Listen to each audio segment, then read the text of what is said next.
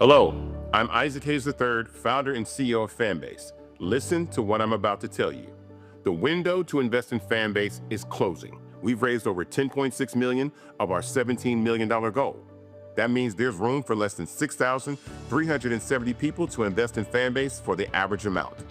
The minimum to invest in Fanbase right now is $399. That makes you an owner in Fanbase today.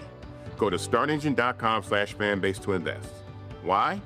Because current social apps have taken advantage of users for far too long, with content suppression, shadow banning, harmful racist content, and no real tools for monetization and equity. Fanbase has over 1.4 million users and counting, allowing anyone to reach all their following and monetize their content from day one. Social media is the new TV, and whoever owns the apps that distribute that content have the opportunity to own potential billion-dollar companies. While big platforms with uncertain futures are failing to serve their users, Fanbase is stepping up to fill the gap. Don't wait until it's too late. Invest now, invest for yourself and your future. Go to startengine.com/fanbase and own the next generation of social media.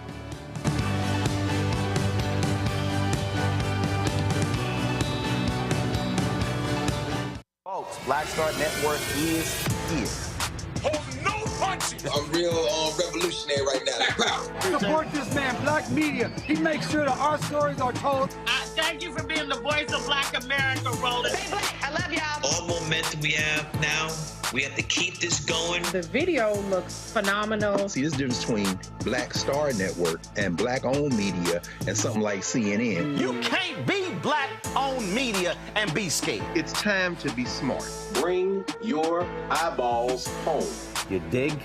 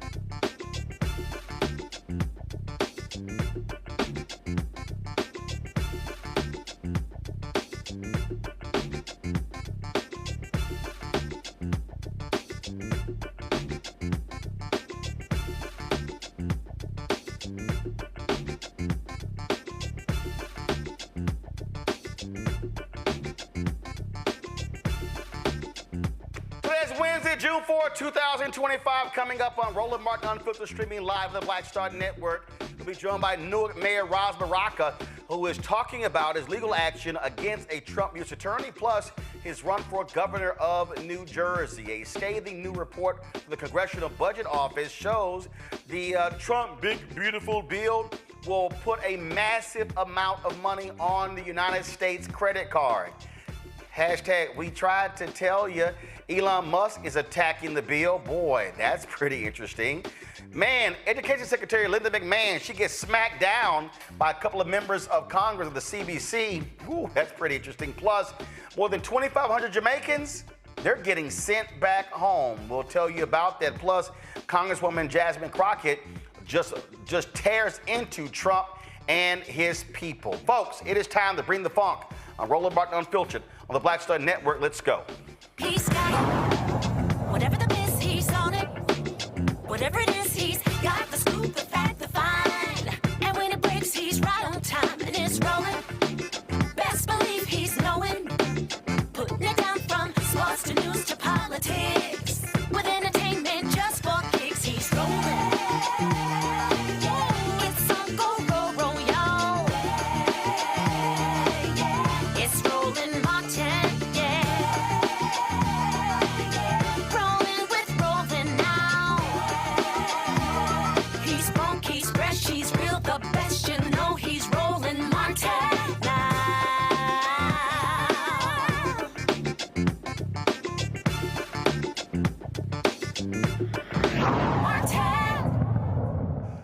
Folks, Newark Mayor Ras Baraka has filed a lawsuit against Lena Haba. She, of course, is the Trump U.S. attorney in New Jersey because over the issue of him being arrested of course, outside of an ICE detention center. She made all sort of different claims, and he said, oh, really?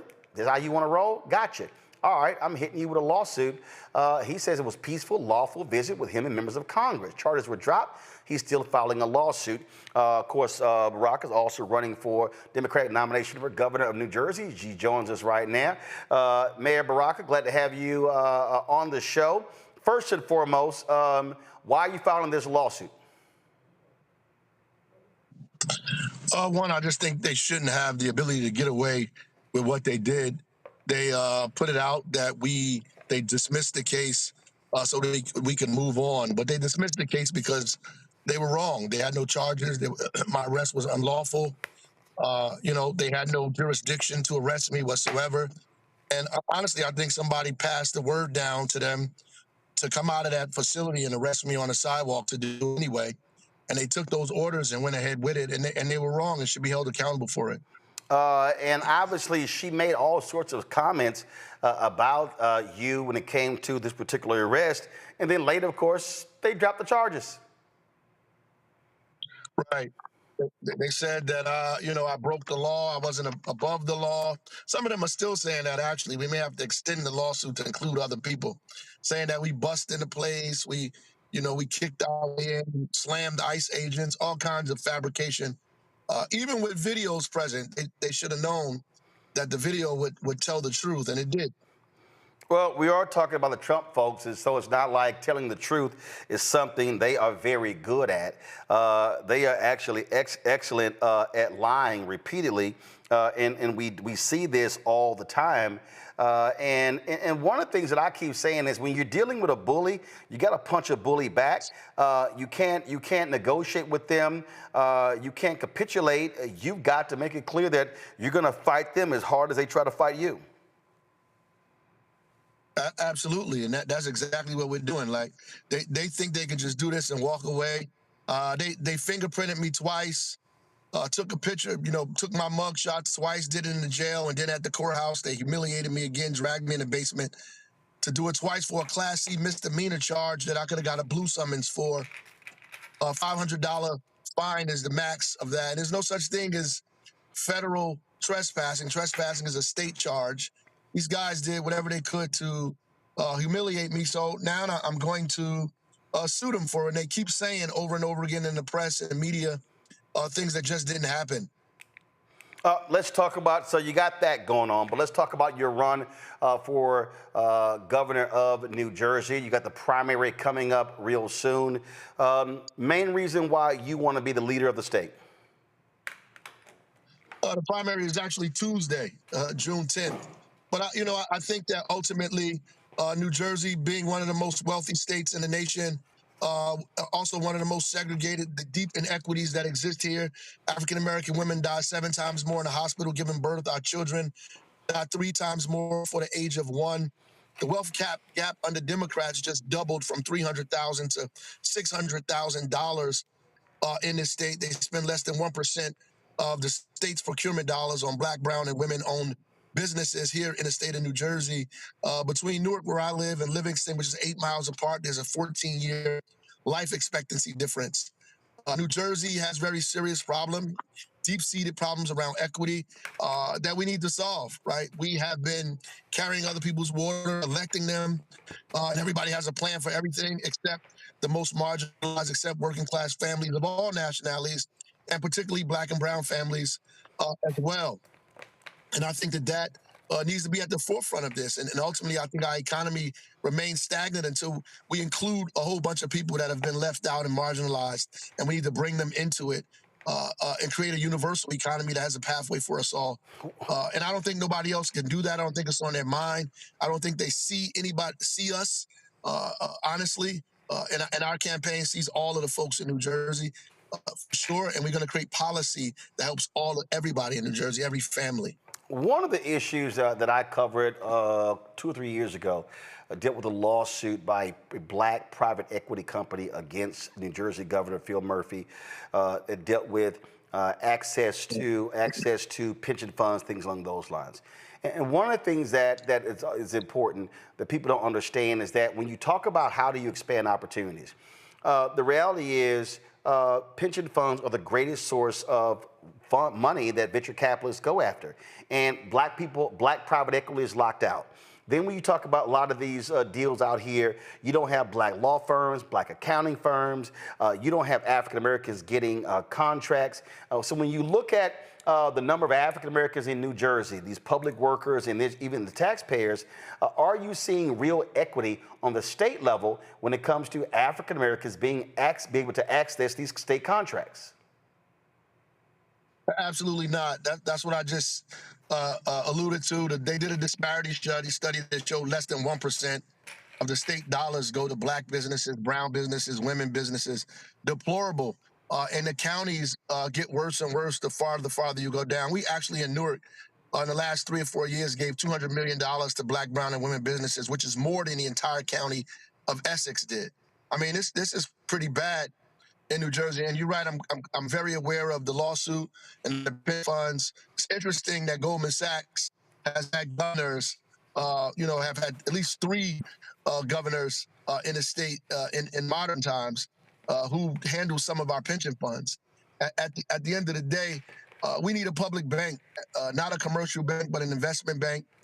We need, these kind of black, investment firms to be able to manage our pension funds, begin to put that money in the places we need it and invest in black and brown communities and economically distressed communities, the communities that are not necessarily black and brown, but have been historically and economically neglected because of the poverty line there. But we have to invest in these communities, and we need to be in control of our own funds to be able to do that.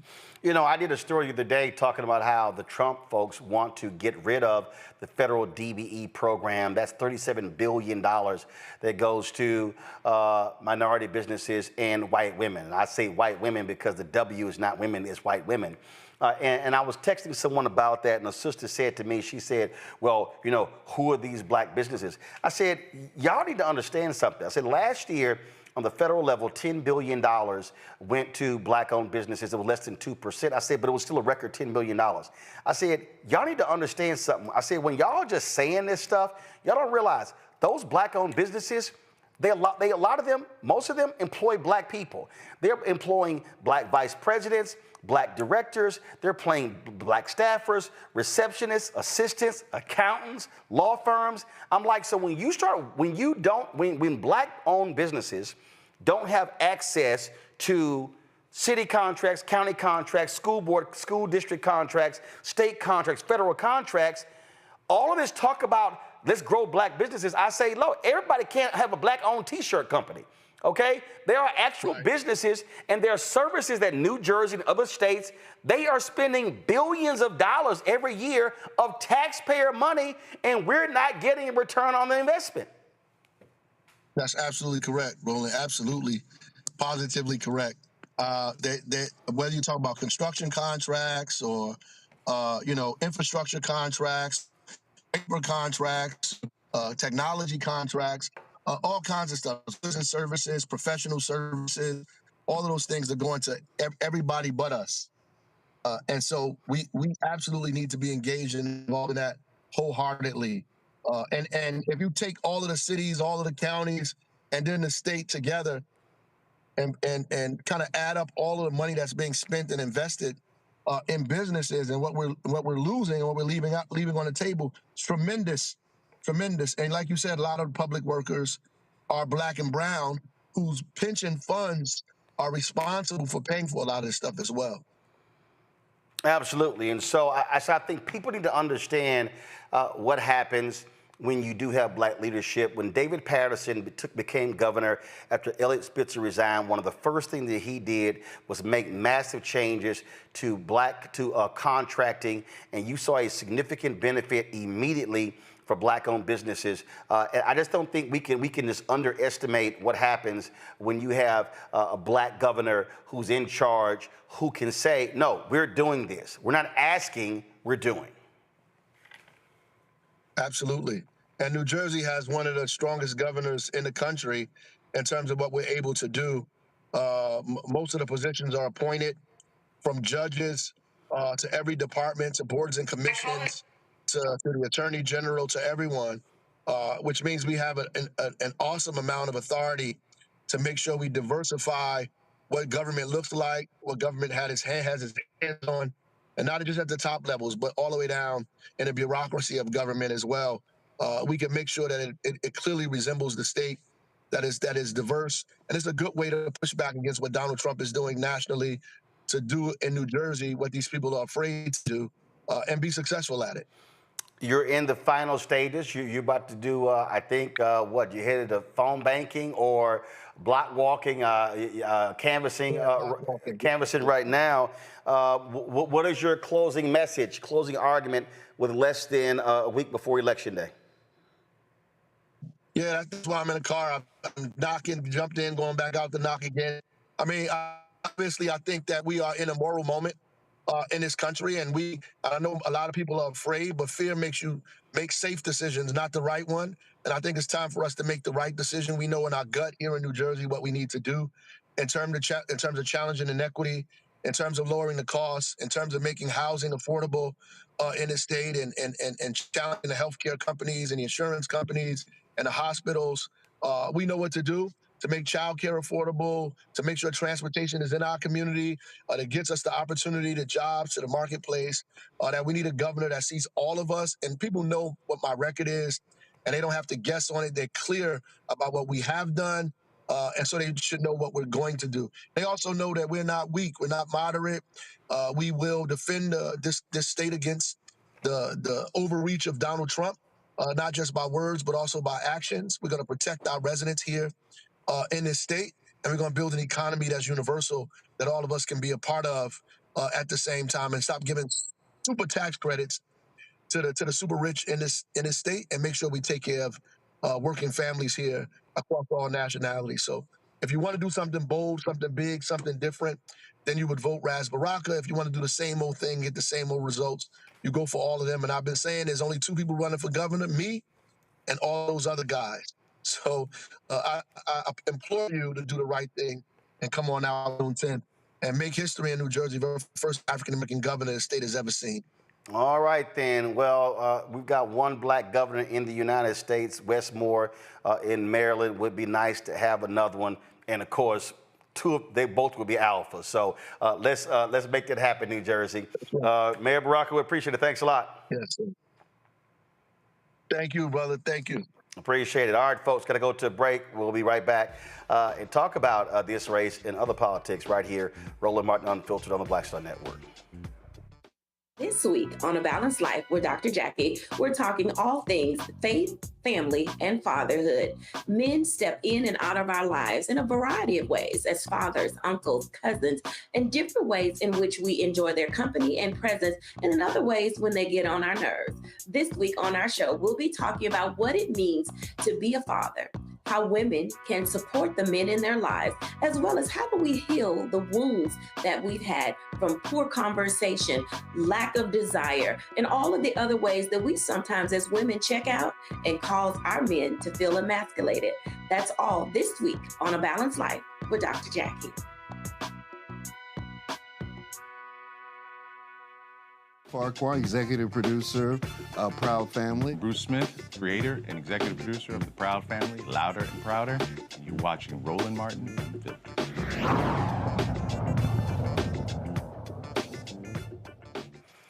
Folks, my panelist today, Andrew Clark, managing partner, District Legal Group, joining me out of D.C. Glad to have you here. Dr. Zachary Kirk, educator and content creator out of Atlanta. Glad to have you here as well. Zachary, I'll start with you.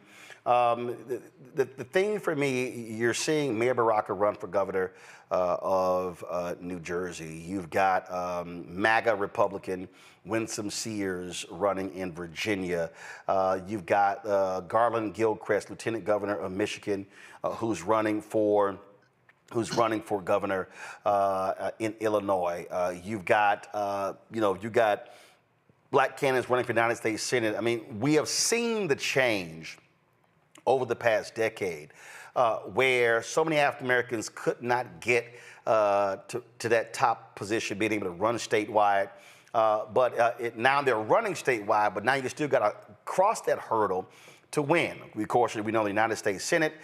You've got of course, Raphael Warnock out of Georgia. You've got Cory Booker out of New Jersey. You've got Tim Scott out of South Carolina. You've got, of course, Lisa Rochester Blunt out of Delaware. So you have 4 black United States senators. And, of course, you got Angela Alsobrooke out of Maryland as well. But governor, that seems to be a lot more difficult, since Reconstruction. Only 3 African Americans got to the governor level. Governor Doug Wilder out of Virginia, of course, Deval Patrick, 2 terms out of Massachusetts, and now Westmore there in Maryland. And so that's critical when you talk about being able to be the governor, the chief executive officer of a state. It's essential. We are living in a time frame when we need strong leaders at the head of every single state.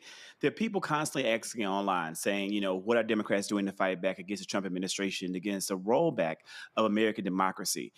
our senators and our representatives are not able to impact a lot of the things that are hurting people at the state level. That work and the stopgap would fall on that governor. So I believe firmly that it is essential for Mayor Baraka to win that seat. And he came on here tonight and gave to me an amazing speech that shows me this man is ready for the opportunity. But of course, we know that from his credentials. We know that this man is a Howard graduate. This man was an educator who committed his life to service, and he's continued to do that very, very well. It's my hope that he's going to cross the finish line, but it's not going to be easy. And it's going to be incumbent on the people of New Jersey to rally behind him, but not just the people of New Jersey, but the Black people, the brown people, the people that are being most hurt and most impacted by the policies of the Trump administration, to mobilize together to get this man over the finish line. And we have to do whatever we can to use our platforms to amplify his message and get the troops rallied to fight for Mayor Baraka.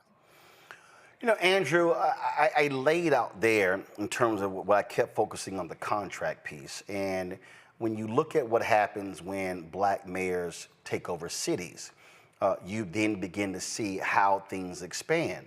And I always say, if you ain't having a money conversation in America, you ain't having an American conversation. And that is critically important. It's one thing to say we need services, but we also can't be talking about how do we build and grow and sustain Black-owned businesses if you can't get contracts. If you do have a business, you can't build capacity. Yeah, and one of the things about the governor of a state is the governor is almost akin to, if you think about the president for the United States, the governor is akin to running and setting the policy for a state. In the great state of Maryland, we have Wes Moore, who is an amazing person. I met him personally. He's a very, very down-to-earth governor, but his policies on business are very friendly for small businesses to succeed and also for Black businesses to also succeed. Prince George's County has the largest Black delegation in the country, and you see that. You see the economic impact that has on businesses and Black businesses in Maryland, mostly mine that I've seen, with some of the abilities that they have to get contracts that you may not see happen in South Carolina, you may not see happen in Georgia. So for Ras Baraka to potentially be in that position for New Jersey, and so much well down in the Jersey Shore, down in North Jersey. I grew up in Westchester, New York, so I'm very familiar with that North Jersey area. For him to be in a position to set aside some of those contracts and also to promote small and Black businesses is going to be huge for the state of New Jersey. The state, when you look at city, county, and the state, Zachary, it's $129 billion spent in New Jersey. I don't think people understand. When we talk about the federal government last year, more than $700 billion just the federal government. So when you start talking about New Jersey state, New York state, you start talking about North Carolina, South Carolina, Georgia, Florida, Texas, we go on and on. We're now in the trillions of dollars. And what we see is, if you're seeing 0.5, 1% Black owned, look how much money we're not accessing when we talk about those contracts. And when I say that, it's always amazing when I post these things on social media. Doesn't get many likes. Now, if I post some bullshit, if I chose to talk about Cardi B and Offset going at it, if I chose to talk about something else, I might see a ton of likes. And I'm like, yo, we got to follow the money. We got to follow the money. And we got to follow the opportunity that leads to that money. And that's why it's essential that we get people elected to office who are going to care about the interests of all people, not just white males. Yeah, Andrew, I mean, the reality is Black folks today, we're not where we are if you don't have Hatcher in Gary, Indiana, Stokes in Cleveland, Maynard Jackson in Atlanta, Marion Barry in D.C., Coleman Young in Detroit, and on and on. That's how those opportunities in the 70s then leads to you begin to see the rise of black-owned businesses.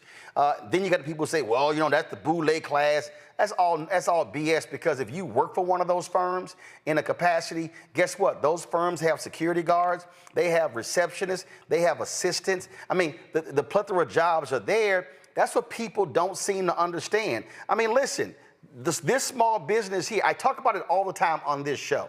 When we moved into this studio, more than $400,000 was spent building out the control room, the green screen, building this set, the lighting, all of these different things. That money went to black-owned businesses. And that's what we're talking about. So imagine, and so those black-owned businesses, they have black employees. They were coming through here. Right now, our IT infrastructure is being handled by a black-owned IT company. That's a $40,000 deal. So again, so now imagine if black-owned businesses are now able to expand from private business to corporate business, now to, again, your city, your county, your state. You totally change the game. Same thing for our business is advertising. Guess what? The state of New Jersey, the state of New York, they all advertise. So people don't see, I mean, it drives me crazy when we're having these discussions and we literally are talking about billions of dollars that's funding white America. So when black folks are sitting here going, man, look at all these country clubs and look at all these multi-million-dollar houses, I don't see many of us. That's why. Yeah, and you know, just locally, if you look in the Washington, D.C. area, where Trump has spent a lot of time cutting resources, not only jobs, but also federal contracts as well, you look at how the suburbs in Prince George's County were built. The top 5 wealthiest counties in America for black people exist in Prince George's County. Hold on. Let me do that. I understand that point. Okay, but I got to stop you there. Here's why. I don't use that phrase because they're not wealthy counties. And I don't use it. Let me explain why I don't do that. They're not wealthy counties.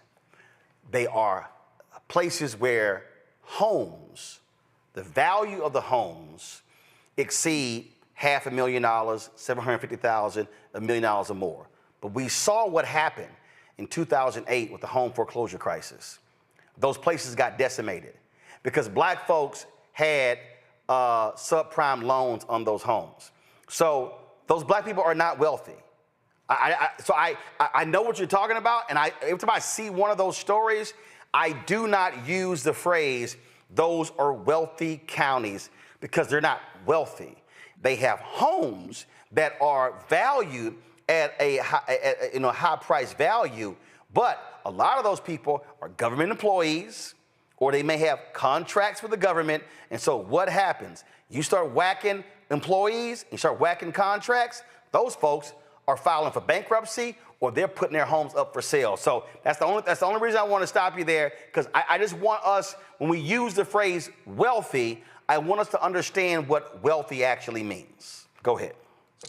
Yeah, and when you're talking about wealthy, and I'm talking about the top 2 and the top 1%, and the example that I use for that area is because, exactly to your point, right? When we have a black governor or a black president, and they're in control of these decisions on who to award, or put the people in control of who to award contracts to, then that has a direct impact on the communities. When you're looking at a place like New Jersey or New York, where their makeup of their government doesn't quite look as diverse, you're seeing the type of people that are thriving in those communities. When, yes, the same thing, where those houses are, so for example, in Ardsley and Scarsdale and Westchester, New York, are over $1 million, and there are white people that are working and living in those communities, and you don't see black people in those communities. That's what someone like Ras Baraka is going to be able to change in New Jersey. He's going to be able to award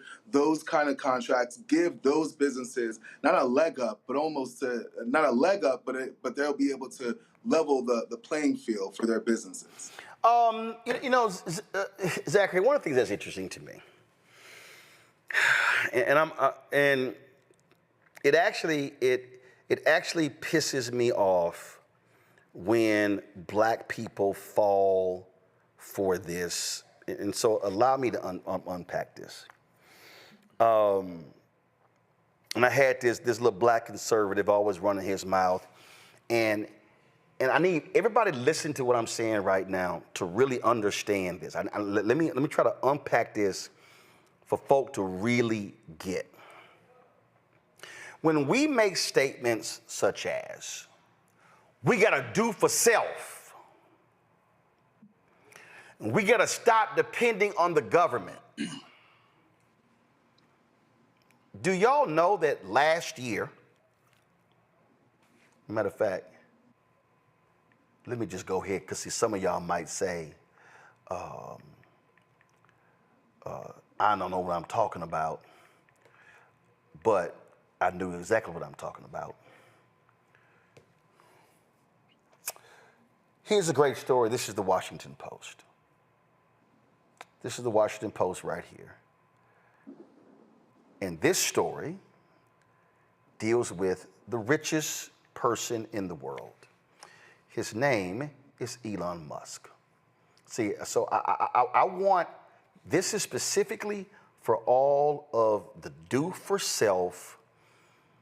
We don't need to be dependent on no government. We need to just simply pool our dollars. And I understand that whole point, because I built this. I used my own money. I went out, I started with one sponsor, one advertiser. We were in a small space across the street, and we built it up to where we are now.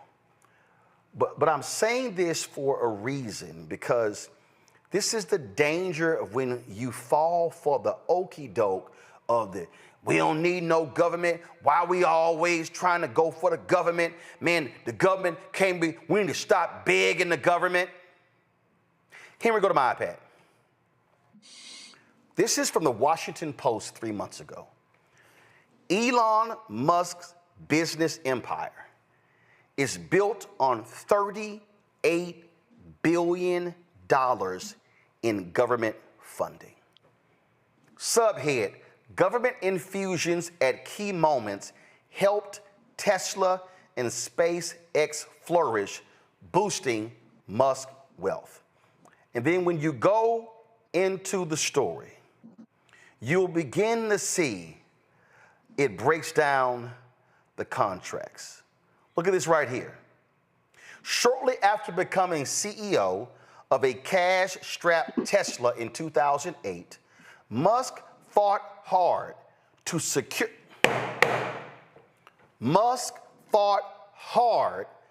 secure a low-interest loan from the Energy Department. According to two people directly involved with the process, holding daily briefings with company executives about the paperwork and spending hours with a government loan officer. When Tesla soon after realized it was missing a crucial Environmental Protection Agency certification it needed to qualify for the loan days before Christmas, Musk went straight to the top, urging then EPA Administrator Lisa Jackson, this was a sister, I know her well, to intervene, according to one of the people. Both people spoke on the condition of anonymity for fear of retribution. It says nearly 2/3 of the $38 billion in funds have been promised to Musk businesses in the past 5 years. In 2024 alone, federal and local governments committed at least $6.3 billion to Musk companies, the highest total to date. And you see they have a chart right here.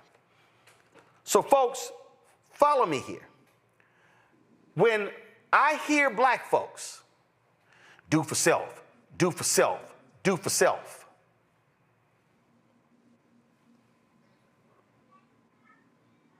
explain this.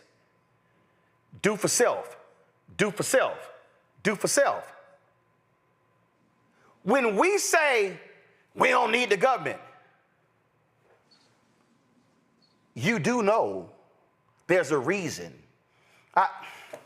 See, some of y'all, let me just go ahead and pull it up. Let's see here. Corporate CEO. See, this is why y'all got to stop watching these other BS shows. Who went to Saudi Arabia with Trump. See, they ain't teaching y'all all this stuff. This is specifically for all of the people, who love to yell, do for self, stop asking the government help. You always looking for a government handout. Don't be doing all this sort of stuff. This right here. Boom, this is CNBC. Trump joined by dozens of CEOs during his Middle East trip. And look at the article right here. They sit here and they say Elon Musk, Alice Karp, Kelly Ortberg, Boeing, Jensen Huang, NVIDIA, Sam Altman, OpenAI, Andy Jassy, Amazon, Larry Fink, BlackRock, Ruth Porat, President and CIO of Alphabet, that's who owns Google, the CEO of IBM, the CEO of Coca-Cola, the CEO of Uber, the CEO of Alcoa. Okay? That's just their particular article here. All right? Then if you go, let's see here. Fox Business may have, give me 1 second. I want to see if they have a separate list. They have all of the same thing. They got a story here of all the folk who are going. All right? This right here is the Hill newspaper. This is what they say in the article. Hold on 1 second. Let me close these boxes out. They said, here are the 32, this is what they say. Here are the 32 individuals the White House said joins Trump's lunch with Saudi officials. Right here. Elon Musk, Steve Schwartzman, Blackstone, Larry Fink, BlackRock. Okay? Reid Hoffman, co-founder of LinkedIn. Ben Horowitz, the venture capital firm Andreessen Horowitz. Sam Altman, OpenAI. Jenny Johnson, Franklin Templeton Investment. Arvind Krishna, IBM. Jane Fraser, CEO of Citigroup. Michael O'Grady, CEO of wealth management company Northern Trust. Kelly Ortberg, CEO of Boeing. Ruth Porat, CIO of Google. Andy Jassy, NVIDIA, Palantir. The CEO of Baker Hughes, an energy company. Lorenzo Simonelli. Jeff Miller, CEO of Halliburton.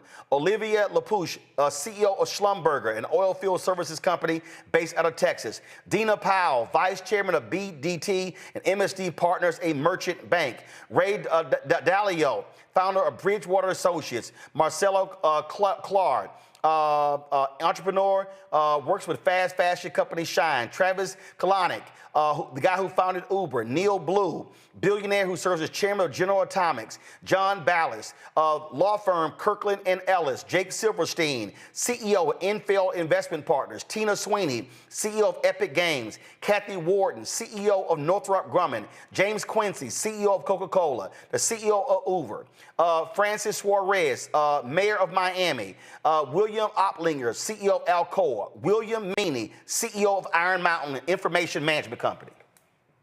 So I need all of y'all, pull yourself up by the bootstraps.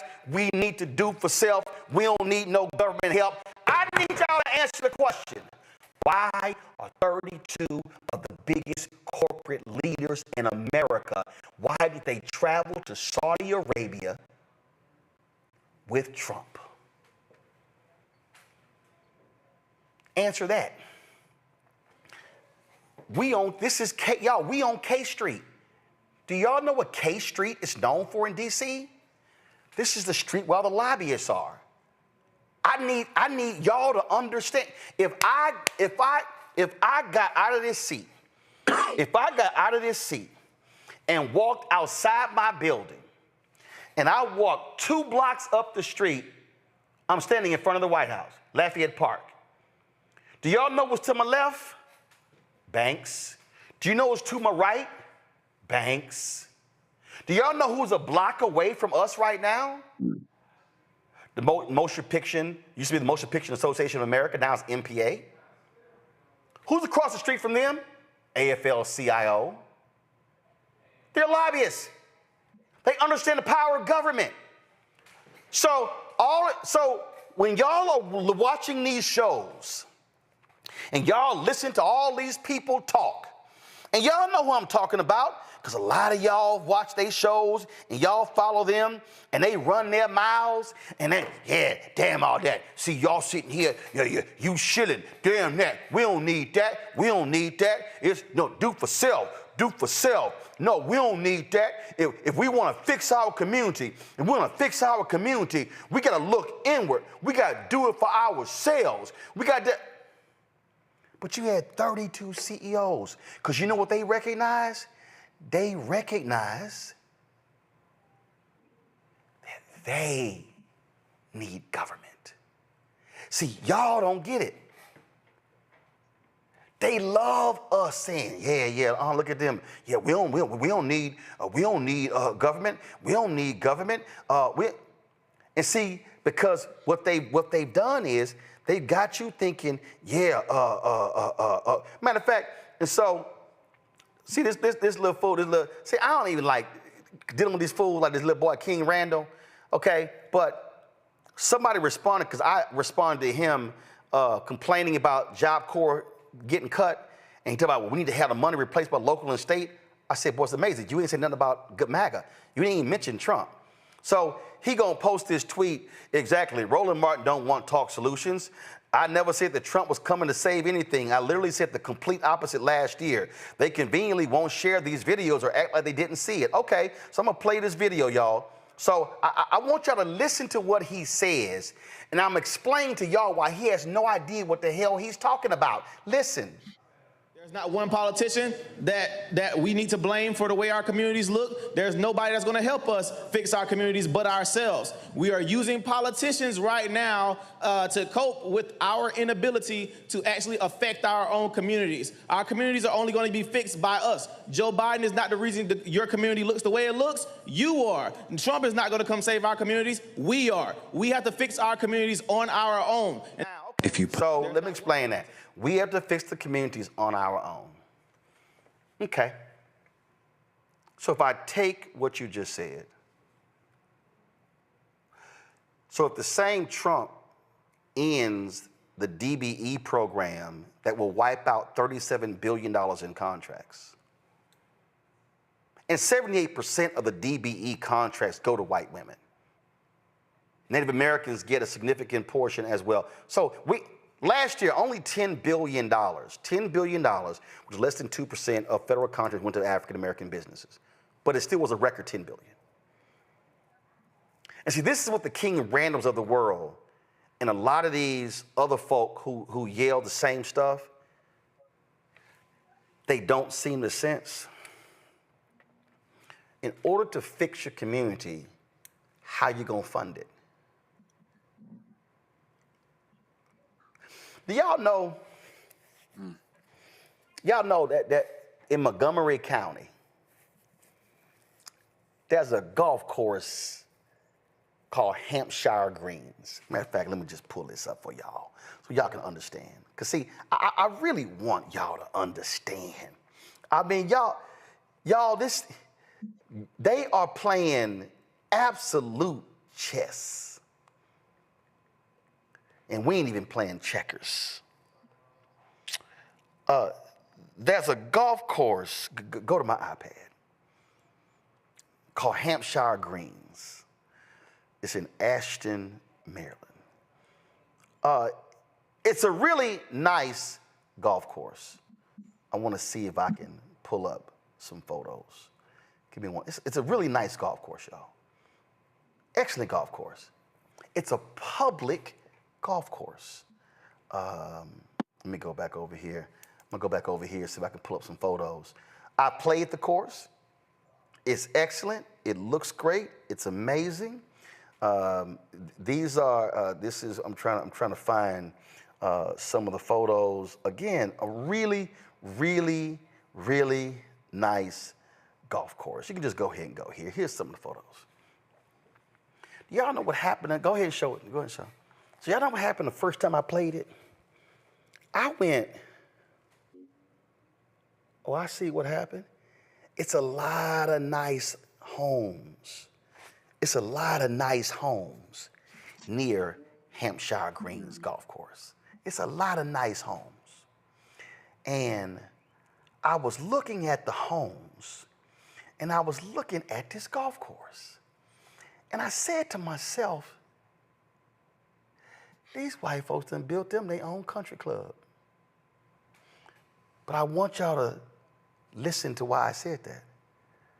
So I'm looking at this golf course, and I'm looking at, it's a county golf course, and I'm looking at the homes around the golf course, and I immediately said, oh my God, do y'all know how much the value of the homes near this golf course increased?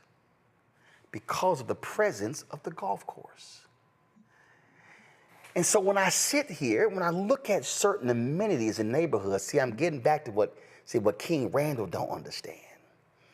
What I understand is that when people petition government for certain things, it's building and increasing the value of their homes, their land, and their businesses. See, when we listen to folks say, ain't no politician going to save us, we got to do for self, we got to fix it on our own, here's what they never ever say. We have to learn how to properly petition government. We've got to learn how to use our collective action, our vote, to be able to get something from government. Tell me this, why would the richest men in the world, why would Jeff Bezos doesn't need any more money. Jeff Bezos doesn't have to kiss Trump's ass. So why were they at the inauguration? Why was he there in Saudi Arabia? Why are these corporate titans sitting over companies worth with market cap of 1 and 2 and 300 billion and almost $1 trillion? Why would they be there? Because they understand the power of government. The chip makers understand what happened when Biden signed that bill, spending billions of dollars to build computer chips in the United States. Oh, see, y'all, oh my God, y'all better understand Biden and computer chips. Y'all better understand how these things work. See, y'all got to understand what's going on here. Why is Elon Musk all of a sudden against Trump's big, beautiful bill? Oh, because the bill gets rid of electric vehicle tax credits, and that will decimate the growth of his business. Man, y'all better understand when the Biden-Harris administration announced the CHIPS initiative. Oh, y'all better understand. Look at this here. Biden-Harris administration announces CHIPS incentives award with Texas Instruments to expand U.S. capacity of current generation mature node chips. Look at this right here. Look at this right here. Up to $1.61 billion CHIPS investment will support multiple projects in Texas and Utah to help increase production of semiconductors important for U.S. economy and national security. Oh, keep reading. Look at this here. The Biden Department of Commerce awarded $1.61 billion in direct funding. Keep going. The award follows the previously signed preliminary memorandum of terms announced on August 16, 2024, and the completion of the department's due diligence. Keep reading.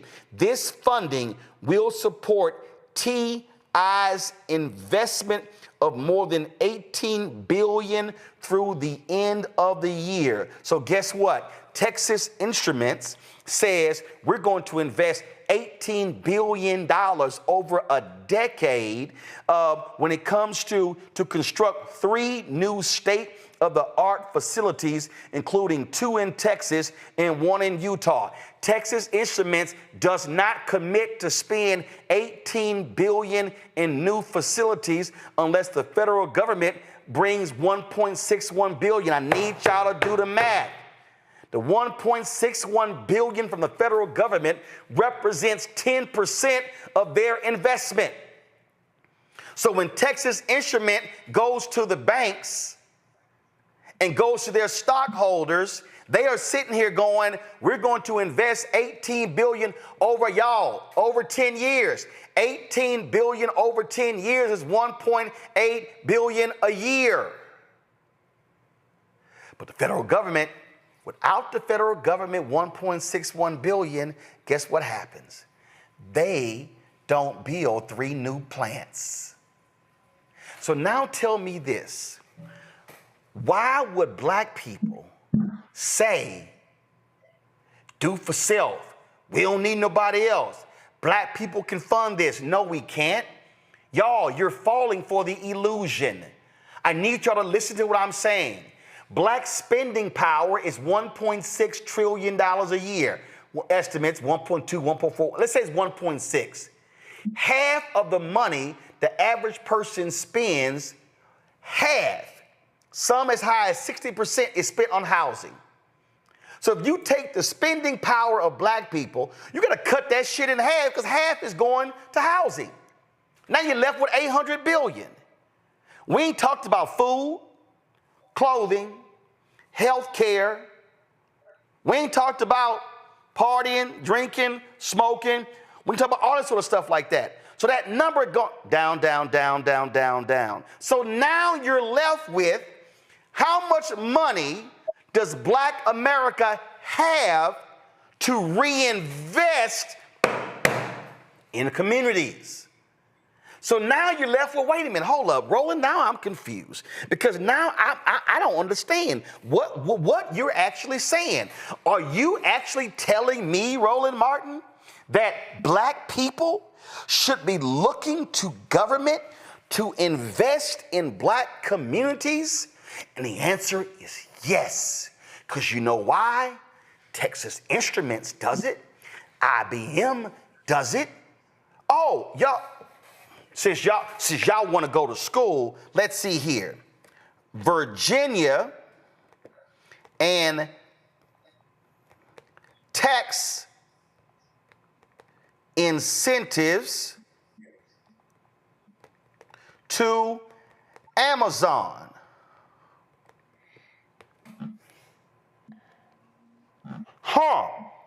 Here we go. This is the, give me 1 second, because this is behind the paywall, but let me get that from outside of the paywall so y'all can understand. Amazon, one of the richest companies in the world, when Amazon decides that they want to come to a city, what do? They ask for tax breaks. The city, the county, and the state, in order to lure a company like Amazon, will offer them tax breaks because they are bringing jobs. When you bring jobs, you're bringing people to fill those jobs. The people that fill those jobs buy homes. The people that fill those jobs buy products. So therefore, they're paying property taxes. They're also paying sales taxes. And guess what? They are actually building, creating whole damn neighborhoods. Go to my iPad, Henry. April 13th, 2023. Amazon requests first HQ2 incentives from Virginia, nearly $153 million. Let me go down here to the story. Boom! Virginia committed in 2019 to give the tech giant up to $750 million for new jobs it was creating at this Northern Virginia campus. Y'all, I'm trying to get y'all to understand that you've got to stop listening to these simple Simons who stand up here and say bullshit that sounds cute is tickling your ears, and you like, that's right, I like that young brother, do for self. We don't need them, we don't need them, we don't need them. And while your ass is sitting here saying we don't need them, you know what these white folks are doing? Yeah, we need them. What can we get? What can we get in terms of tax incentives? What can we get in terms of breaks? What can we do here? What kind of investment can we get? What kind of R&D can we get? Research and development. They don't call it welfare, they call it R&D. They don't call it welfare, they call it tax incentives. They don't call it welfare, they call it subsidies. And so when we are sitting here listening to people say this, if black folks would just do for self, if we would just fund our own, so fund our own without contracts. Fund our own without loans. I just showed y'all Elon Musk got a low interest loan from the Department. Do y'all know what one of the biggest banks in America is?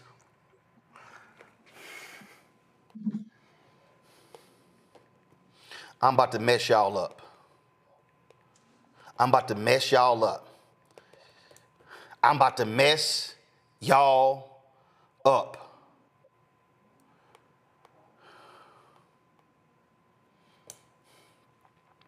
I sat here and I typed bank inside of the USDA.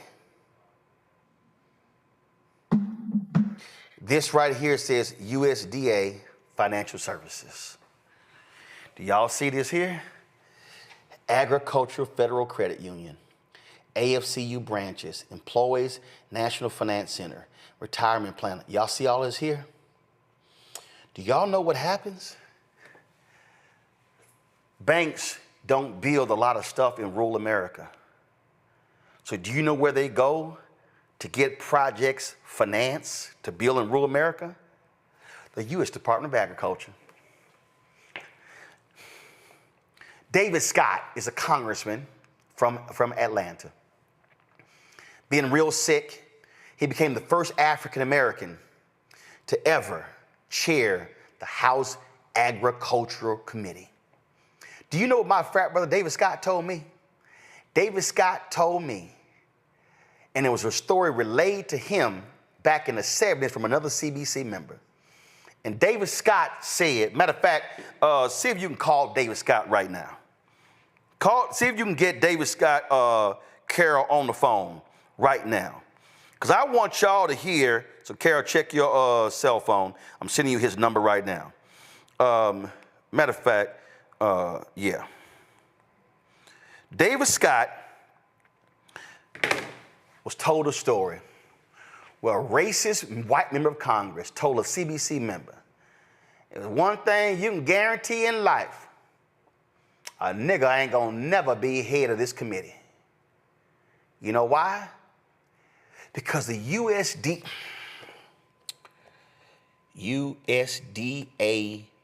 budget. See, I decided to take y'all to school today. Largest federal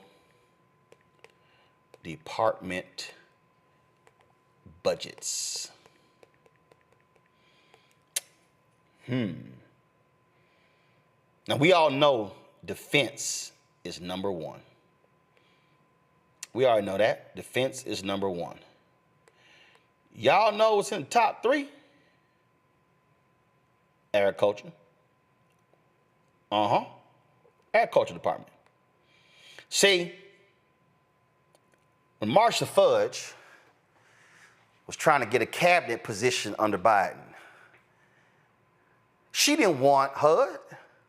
See, HUD has always been the Negro position.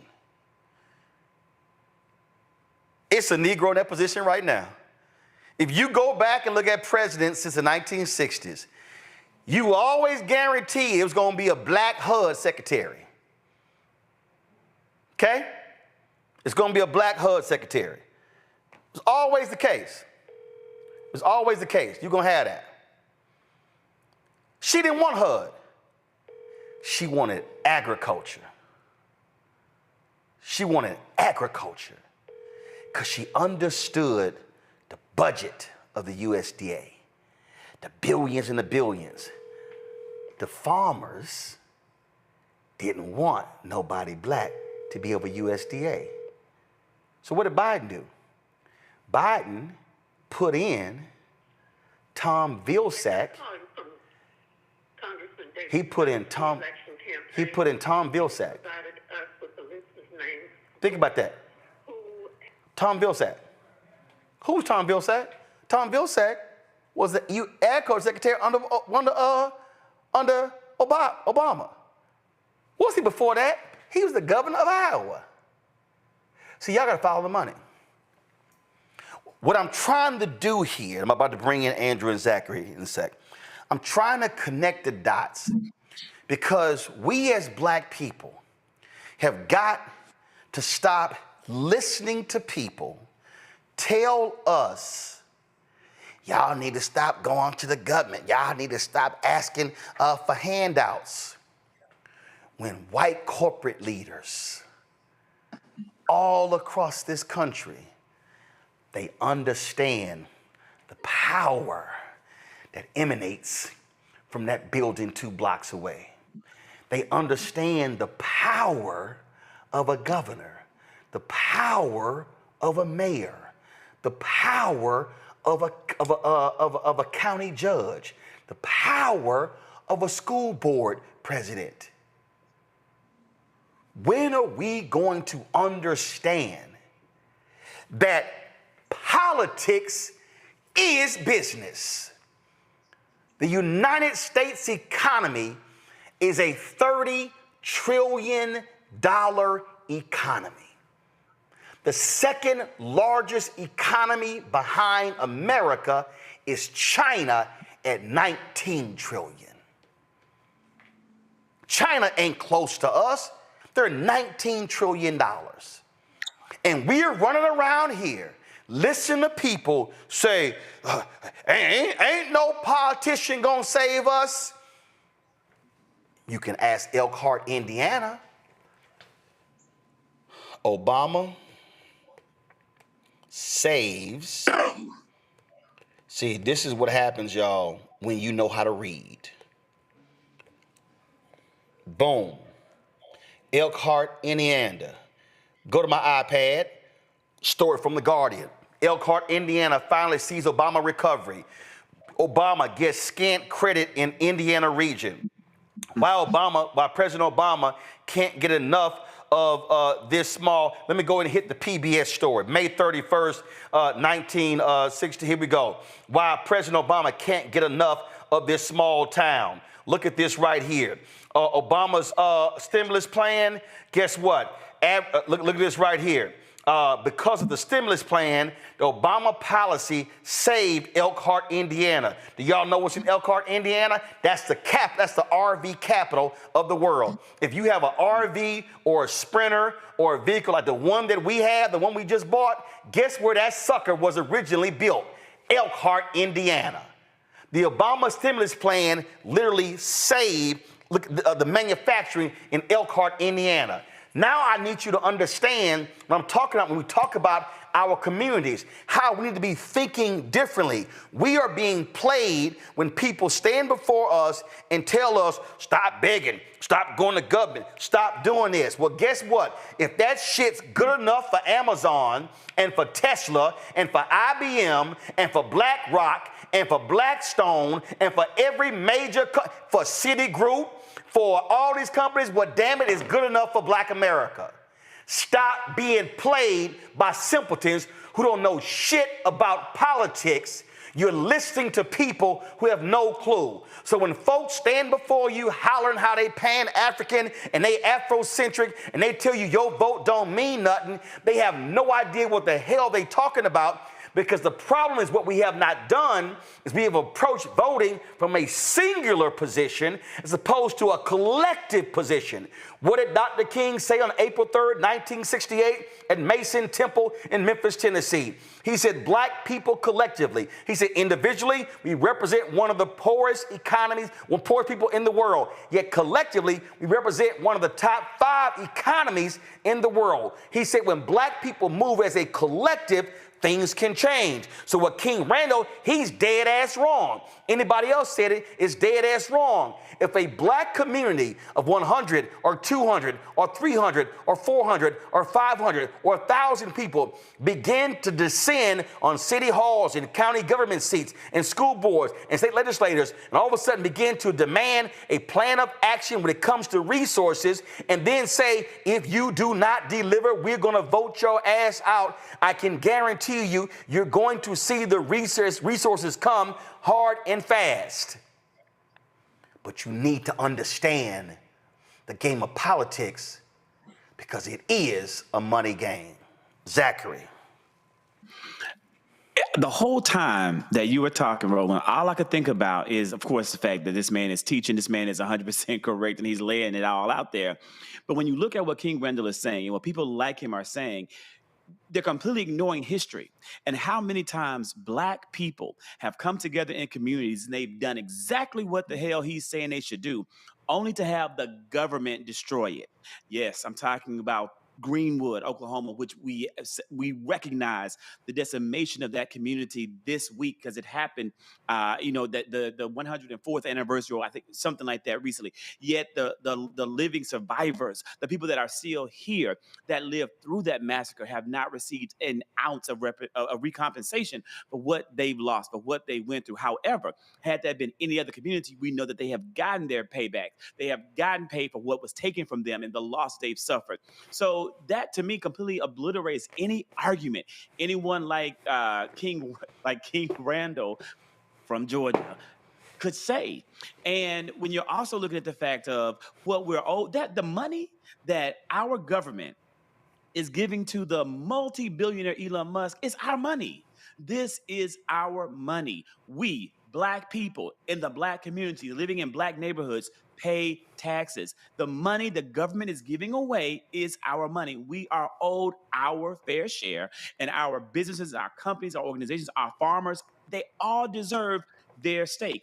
And what we're living through is a government doing all they can to take that away, make us believe that we have earned, or that what we should be getting is not owed to us because it's DEI, when in reality it's what we should have been getting all along, because every single American should have the exact same opportunities, but we're the Americans that have been denied those opportunities. Bro, that's all I can think about when you were laying out the law. Andrew, it drives me crazy when I hear this crap because, again, it's tickling the ears of people. And they go, yeah, that's right, he right. See, do for self. We don't need them. We could do it ourselves. And I'm not saying don't build.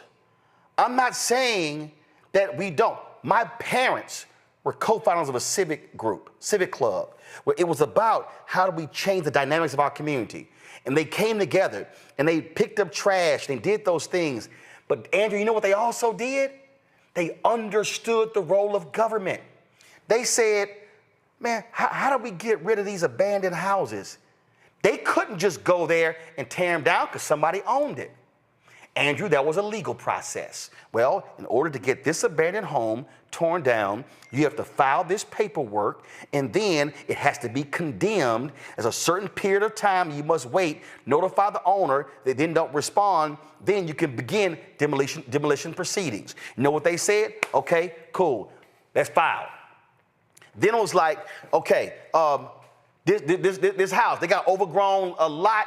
It's got rats and there's all kind of other stuff. How do we deal with that? That was government. Oh, I'm sorry. I grew up in Clinton Park. It's in Houston. They were like, it was Clinton Park Civic Club. And they said, hey, you know what? Crime is an issue. We need stepped up police patrols. You know what they did, Andrew? Okay, all right, well, who's over this area? Well, guess what? there's a commander who was over the area where Clinton Park is. So there was Clinton Park, that was across the way. That was another black neighborhood, all black neighborhoods, Clinton Park, Clinton Drive, all these areas right here. Who was the commander? Okay, we're gonna go to the commander, not the police chief, not the assistant police chief, but the commander over the area. Direct relationship. Police department is government. So that's what that is. And so when I listen, and the reason I laugh, because the school King Randall got, he got from the school district. That's government. He had to do an agreement because he came on this show claiming he had the school, and the school superintendent released a statement saying he's lying on TV. He does not have an agreement. So even when he got his school, he had to petition government to turn the former school over to him because they own the property. So folk need to understand when they saying silly shit like this here. We don't need government. We don't need government. There is nothing in America. There's nothing in America that government does not play a role. Even, hell, if y'all think I'm lying, Andrew, I'm gonna let you talk on this one right here. Trump and y'all, I'm about to mess y'all up. This fool who is sitting in the Oval Office, for all of y'all people, for all y'all simple Simons who are telling me, I don't know, you don't know what you're talking about. Your government, if you own it, if it's private, government can't tell you nothing. Government can't tell you nothing. Really?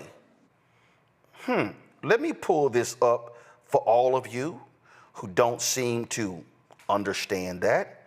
Oh my goodness, look at this headline. Trump's Bedminster Golf Club flagged for 18 health violations in latest inspection. Earned lowest grade in county. See, Andrew, what that means is when you read the story, Donald Trump's golf club received a 32 out of 100 health inspection score in May. There were 18 violations, including all 3 requirements in the, quote, food protected from contamination category. Look at this here.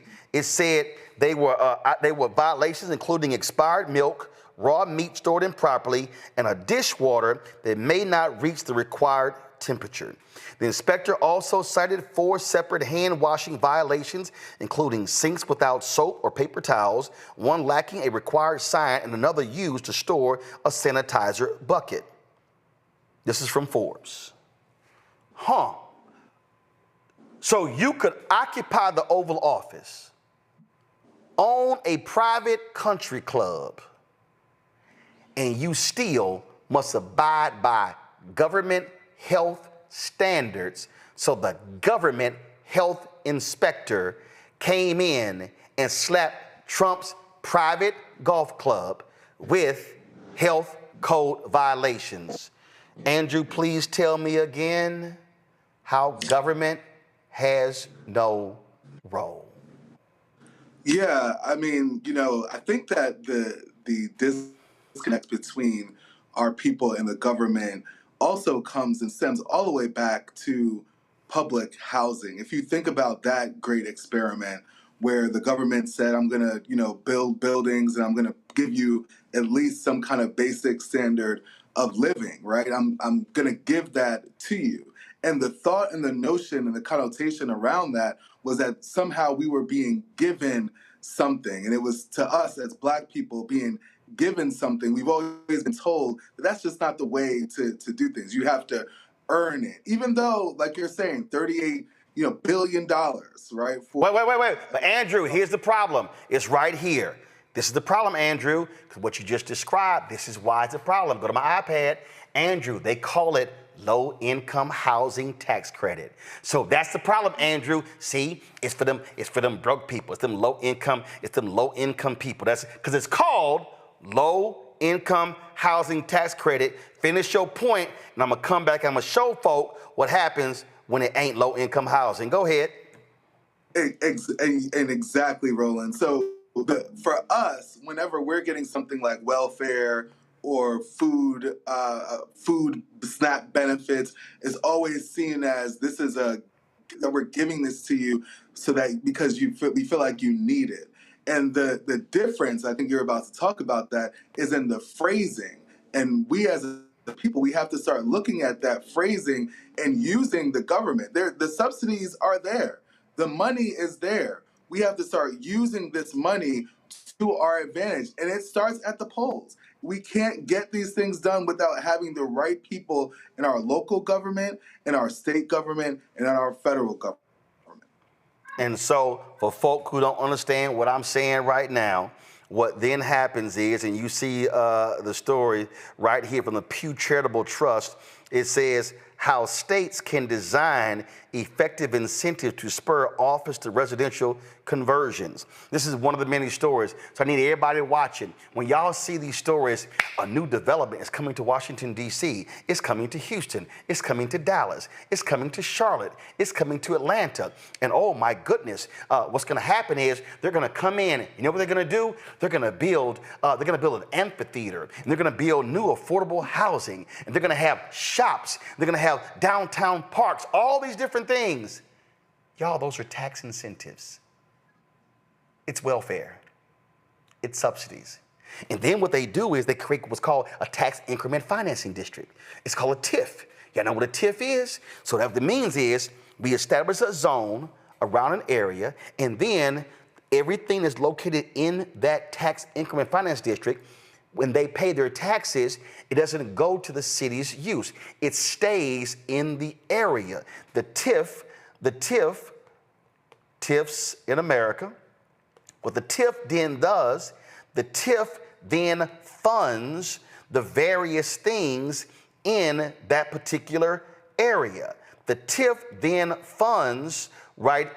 The TIF then funds, boom, right here. This is from the U.S. Department of Federal Highway Transportation. Tax increment financing is a value capture revenue tool that uses taxes on future gains in real estate values to pay for new infrastructure improvements. Let me go ahead and make that plain as Joe, the late Joe Madison say, put it where the ghost can get it. When you pay your taxes, it doesn't go to the city. The taxes stays in the TIF, and that funds road improvements, policing, sewer, lights. So your tax money is only funding the things in the tax increment finance district.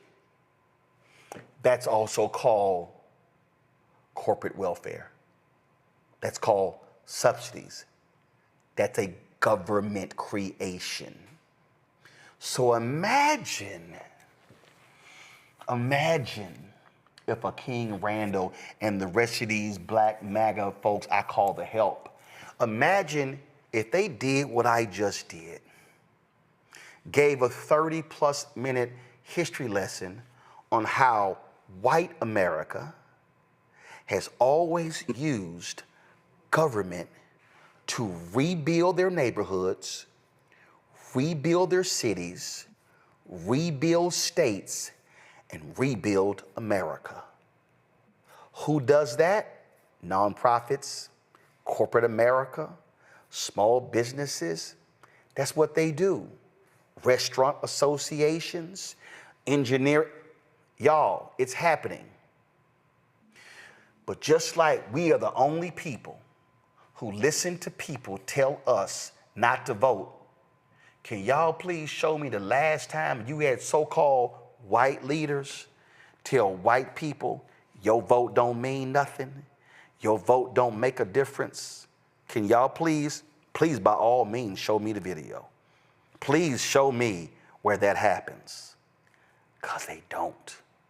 Now, you might say, we haven't gotten enough for our vote. True? Does it mean you don't vote? Nope, that's stupid. That's literally neighborhood suicide. What you then do, though, is you take your vote and you wrap it around a power dynamic and you wield it like a billy club. and you say, and you go color purple, until you do right by us, you will not win. Y'all, I'm trying to tell y'all to understand the game.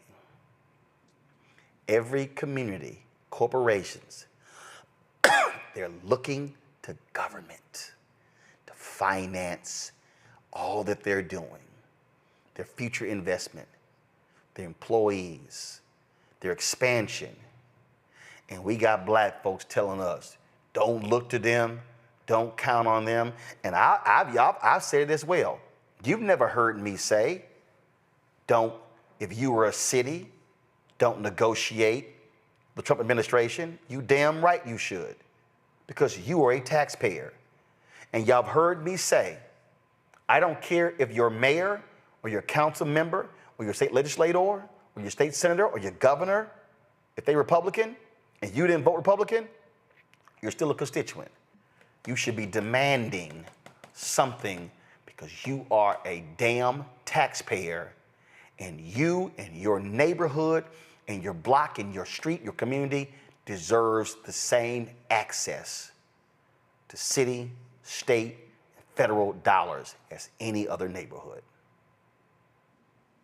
I'll be right back. Side of change. To mass incarceration, Trump administration is doubling down on criminalization and how it is profitable. And there's something really, really perverse about saying that we need to put people in cages in order for other people to have jobs. Like, that is not how our economy should be built. Only on the other side of change on the Black Star Network.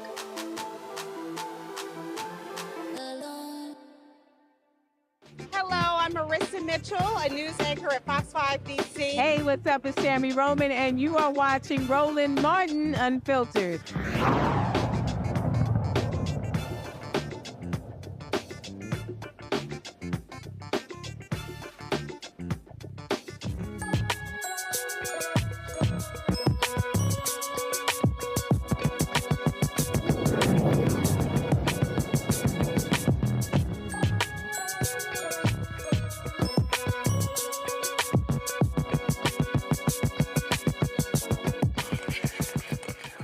Yeah, I wasn't planning to do all that.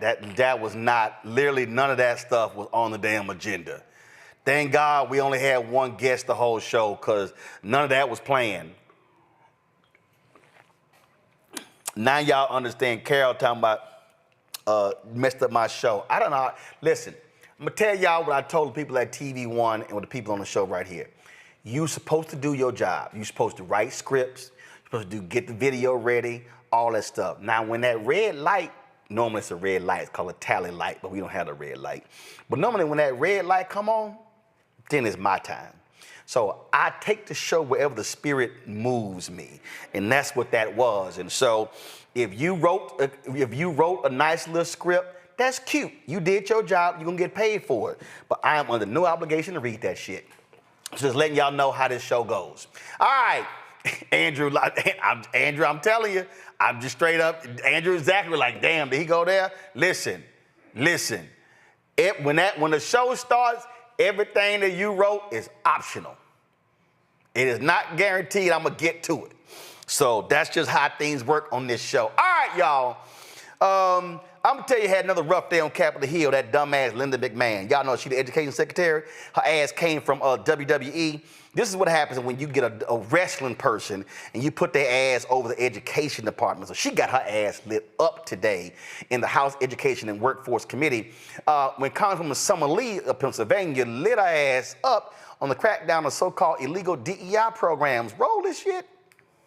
I think that in very many ways we've been talking around a lot of the issues with this administration. So to be honest and to be very clear, I want to say that this administration has undoubtedly revived the culture of racism we haven't seen since the Jim Crow era. They've made it clear that open attacks on Black and brown and other marginalized communities is not just tolerated, but it's encouraged. So when they call for removing of equity and inclusion and diversity and accessibility from schools in favor of quote unquote traditional American values, it's indistinguishable from post-Civil War South advocating to rewrite history with the lost cause narrative to censor truths about slavery, or as they disappear students who write dissenting op-eds. It's reminiscent of the suppression of abolitionist newspapers.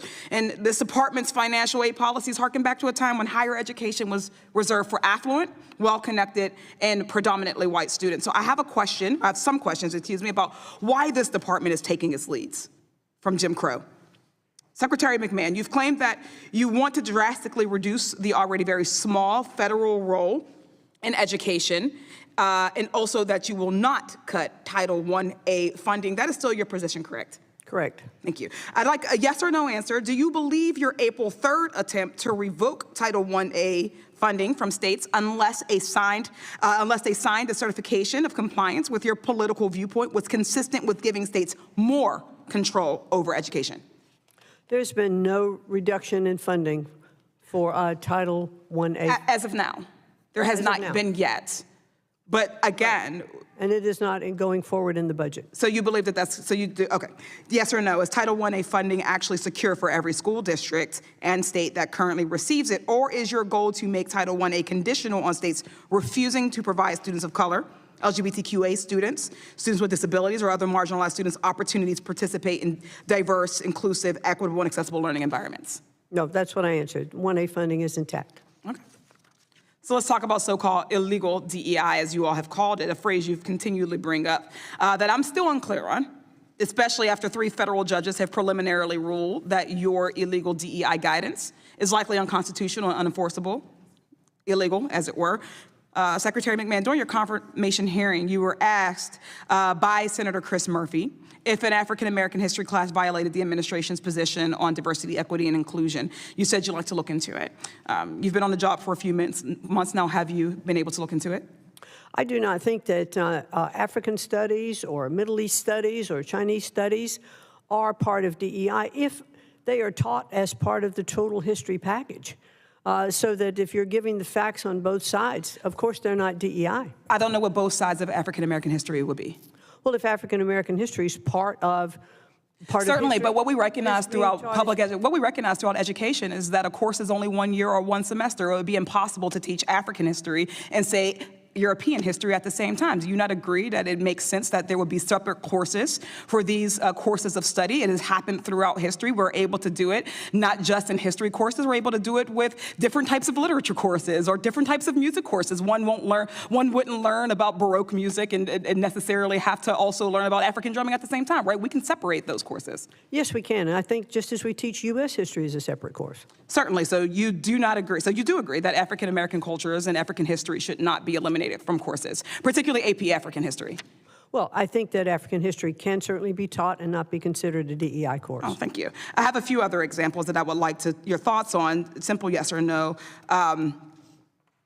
If this is a legal DEI, an example, would you say that it would be an illegal DEI for a lesson plan on the Tulsa Race Massacre? I'd have to get back to you on that. Do you know what the Tulsa Race Massacre is? I'd like to look into it more and get back to you on it. Okay, so I look forward to that. How about the book Through My Eyes by Ruby Bridges, for instance? I haven't read that. Have you learned about Ruby Bridges? If you have specific examples you'd like that was a specific example. I'll be very happy. It was an incredibly specific example. I named those in your questions, and I will look into it and get back to you on them. Thank you. How about a school having a voluntary celebration for Pride Month? Well, I think that... voluntary. Well, let's make sure that in our schools... This is yes or no? We're looking... No, it's not. Okay. How about social studies standards that teach that President Biden won the 2020 election? I think our studies should all be taught accurately. Yes or no? I think our studies should be taught accurately. The question was, do you believe that social studies standards that teach that President Biden won the 2020 election is an illegal DEI? Yes or no? I think I have said we should teach accurately. We should. No, you have not answered the question. Well, I don't understand why you're incapable of answering. I'm just not giving you the answer you want. No, I want the answer, whatever your answer is. I just gave you the answer. No, the answer is yes or no. No, the answer is the answer is yes or no. Gentleladies, thank you so much. I yield back.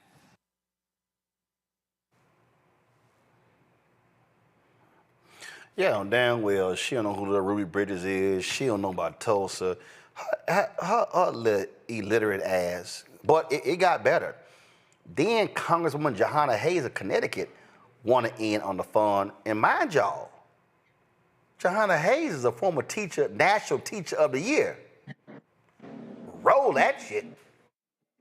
It's interesting. I took a lot of notes. I had prepared questions, but I think I'm going in a very different direction. We've heard other colleagues talk about the NAEP scores, and I heard you say that the president was angered and embarrassed by these, and I think we all should be. But when you disaggregate those scores, they clearly show that low-income students score significantly lower than their white and higher-income peers, and that is mostly in part to ongoing disparities in educational access and quality, which makes much of what I'm hearing today that much more relevant. You mentioned Connecticut. We both come from the state of Connecticut. Connecticut relies on property taxes to fund education, and we have one of the largest income gaps in the nation, which means by design or default, low-income students face multiple challenges, including limited access to resources and opportunities outside of schools, which is why I don't understand many of the decisions made in this budget. One of my colleagues asked about collecting data on family composition and background. The Department of Education Office of Civil Rights is mandated by law to do that. I was pleased to hear you say that states do not, the Department of Education does not control curriculum, instructional materials, the teachers that are hired, which makes your words contradictory because every argument you have is to put local control back into the states. But states already have local control, as anyone who has any knowledge or background of education would already know. The role of the Department of Education would be the civil rights enforcement of those local controls, which again, the irony of this budget zeroing out American history and civic education programs when you couldn't even answer a question about Ruby Bridges or the election of President Biden, which are as basic as it gets. So I really, really don't understand it. But you are making the argument for me because when you respond to questions from my colleagues by saying that sounds like an issue for state legislatures, that is why the Office of Civil Rights is necessary, because state legislatures made the decision that Ruby Bridges did not have the right to a free and appropriate, high-quality public education. So you, Madam Secretary, are actually making the argument for the role of the department, not to dictate local curriculum instruction or instructional materials, but to make sure that those things are carried out by the department. That states follow the law, that they are doing those things. So 49 million children in this country receive public education services. About 3 million children are in charter schools. There are not enough charter school slots. So my questions are mainly focused on what about those other 46 million children. So it's mind-blowing. I hear you talk about safety, keeping students safe on school campuses, but not a word about the 390,000 students who have been affected by gun violence. I was in the classroom on the day Sandy Hook happened, and the federal government came in with almost $2 million to rebuild that community and provide programs for the surrounding communities. In your opening, I heard you mention student athletes and LGBTQ students twice, not one word. And even when my colleague asked you if you thought it was a public health crisis, you can't answer questions that affect the majority of students. So I'm not really sure. I am an educator by nature. I try to be supportive of what the Department of Education does because I need for you to succeed, for my students to succeed. But when you come in and say your final mission is to eliminate the department, it says to me that the 46 million children that are not receiving services do not matter. I've ran out most of my time, but this bill defunds literacy programs, eliminates 21st Century Community Learning Center, eliminates preschool grants for children with disabilities, eliminates, reduces funding for career and technical education, like all of these things. I'm going to ask you two really quick questions. Do you think that Holocaust education in our schools is a DEI program? There's no card for that. That's just yes or no. I can look at whatever card I Holocaust education, Thank is you it a very DEI? much. You can have a press conference to say whatever you want. I just need a quick answer to Your this. soliloquy Is Holocaust, because this is my time, is Holocaust education a DEI program? No. Is African American Studies a DEI program? I think I answered that with one. I'm asking it again. Listen, we should Just be able, yes or no? We should be able to teach My courses. in their point is they entirety. are DEI programs, both of them, because students need diversity, equity, and inclusion to understand their environments. So both Holocaust education and the teaching of African American history are important, which is why the state of Connecticut requires it in our social studies curriculum. You're talking out of both sides of your mouth. You can't support one without supporting the other. And looking at what happens in the schools and actually deferring to teachers, parents who are on curriculum committees, local boards of education in states who actually do the hard work, and listening to what they say would be incredibly helpful in this role. It's time to move on. I yield back. Recognize.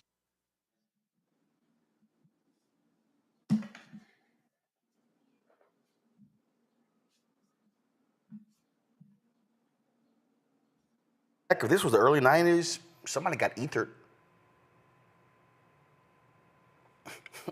Zachary?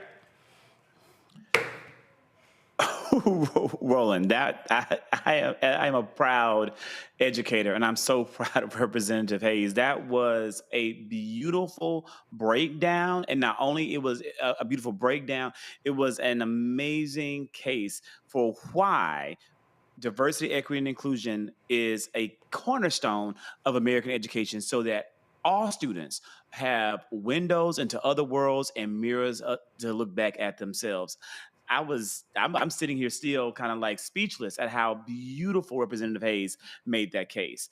And also a little bit dumbfounded that our Secretary of Education was a little bit dumbfounded too in what she does not know and what information, knowledge she isn't carrying within herself. Had she perhaps had a more well-rounded education, she would know about Ruby Bridges. If she perhaps had a more well-rounded education that included Black, brown people, that included the true information about Nazism and the Holocaust and Holocaust survivors, maybe she would have been able to answer some of those questions that were presented, and she would know about Tulsa and Greenwood and the atrocities that have happened to American citizens on American soil that don't look like her and that don't come from her socioeconomic class and that don't come from her economic background. Andrew? Yeah, I mean, the sad part is that we're dealing with an educational system that we're going to have to deal with over the next 15 years. What she does over the next 4 years is going to have such a huge reverb for the next generation that it's just mind-blowing. And the fact that she gets up there and she doesn't even really have much of a history lesson before, right? No one can pass her a note card and say, oh, Ruby Bridges, you remember, desegregation. I mean, the gall that she's going into these meetings unprepared, and it's just okay, because that's what we're expecting from this administration and all of the heads of these agencies, is to go into these meetings in Congress and to have absolutely no idea, to fall back on, well, I'll get back to you, I'm going back to you later, and we'll figure it out. We never get back to them, we never get an answer, and then we're asked a very simple question, and who won the 2020 election, and there's not even a direct answer to that. That's the type of administration that we're dealing with. Absolutely. Folks, we've talked about, of course, these deportations. It's impacted Jamaica. Jamaica's Minister of Foreign Affairs and Foreign Trade, Kamina Johnson-Smith, has confirmed that about 2,500 Jamaicans are set to be deported from the U.S. She spoke at a news conference at the office of the Prime Minister. Johnson-Smith dismissed reports claiming that 4,000 Jamaicans will be returned to the island as part of Trump's immigration crackdown. Allow me to be clear that 4,000 Jamaicans are not being returned now. For some time, it has been in the public domain that the U.S. authorities had close to 4,000 persons in their records with final orders for deportation against their names.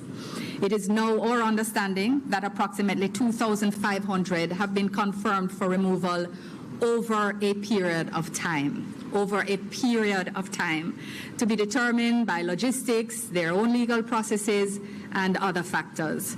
She emphasized that deportations are not a new development and reaffirms the government's commitment to upholding its international obligations while ensuring national security and public safety. She also noted that the government has expanded the national reintegration and rehabilitation strategy to better coordinate support services for returning deportees. We made this clear that he don't want black people here, Andrew. Let's just be real clear. Yeah, and as a first generation Jamaican myself, my family, my entire family immigrated here from Jamaica to New York, to Delaware, to Georgia as well. So to now hear, you know, that these deportations have been happening and it's been kind of swept under the rug until, you know, it made national news for a while now, it's disheartening because the island is really not that big. So if they're deporting 2,500 people back to Jamaica, even if it's on a yearly basis, that's still a lot of people that are coming here looking for some kind of freedom and then being sent back to an island where their living conditions were not great. This brings me back to the entire thing that's happening with South American citizens as well, because as Jamaicans and my family as well, you know, the accents, they don't leave. So if you're now targeting certain subsets like Jamaican or El Salvadorian, you know, you're going to be able to tell just by listening to a Jamaican who a Jamaican is. There's certain things that would say like washcloth. There's certain things that would say like wash rags. That's going to be able to identify us. And I don't want my Jamaican massive to be scared to now go and leave their homes because if they feel like they're going to be pulled over by police, now that's going to create an even more dangerous situation for them. So I would like to, you know, definitely hear more about who is being deported and what kind of legal process is being followed, because what we know about this administration is that they don't care anything about the rule of law. Zachary? They're ignoring the courts. They are ignoring court orders to cease and desist with what they're doing and go through the appropriate and proper channels that have been created by our government to protect all American citizens. So they're ignoring that, and there's no consequence being faced to it. So I'm horrified for my friends that are first generation, who are born in the United States, but who may have an accent or who may look a certain way or who may live in a particular community. When we saw immediately upon Donald Trump becoming the 47th president of the United States, the mass deportations of our brown brothers and sisters, I knew that it was only a matter of time before this would creep out to impact our brothers and sisters of the African diaspora, and it would then come hard and heavy against those communities. And then we start with our brown brothers. Then we're going to go to our black brothers and sisters of the diaspora. Then they're going to come for us. And we are the ultimate target all along. And we need more black people to see that. I also wish that more black people, more of your watchers, more of your viewers would understand the interconnected nature of the black dollar and the black economy, which has been a big focus of this show in regards to our brothers and sisters who are Jamaican. All of our businesses, we are all interdependent on each other. I eat at a Jamaican restaurant at least once a week. I eat at a Jamaican restaurant once a week. I use my black dollar to support those black businesses so they can feed their black families too. We're all interconnected. What's happening to them is also happening to us, and we have to fight against it now to protect and save them so we can protect and save ourselves. Indeed, indeed. All right, y'all. Going to a quick break. We come back. Fox News just loves tax cheats. So does Donald Trump. Wait till I show you what Trump's partners are actually said. Are these people thinking we stupid? We're not. Folks, support the work that we do. Join our Bring the Funk fan club. The information you get here, you ain't getting nowhere else. Y'all know we're going to bring the funk no matter what we do. So Cash App, use the Stripe QR code. You see it right here. Click Cash App to continue to contribute. Check a money order. Make it payable to Roland Martin Unfiltered. Mail it to P.O. Box 57196, Washington, D.C. 2003 7-0196. PayPal's R Martin Unfiltered. Venmo, RM Unfiltered. Zelle, Roland at RolandSMartin.com. Roland at RolandMartinUnfiltered.com. We'll be right back. This this week on the other side of change. Mass incarceration, Trump administration is doubling down on criminalization, and how it is profitable. And there's something really, really perverse about saying that we need to put people in cages in order for other people to have jobs. Like, that is not how our economy should be built. Only on the other side of change on the Black Star Network.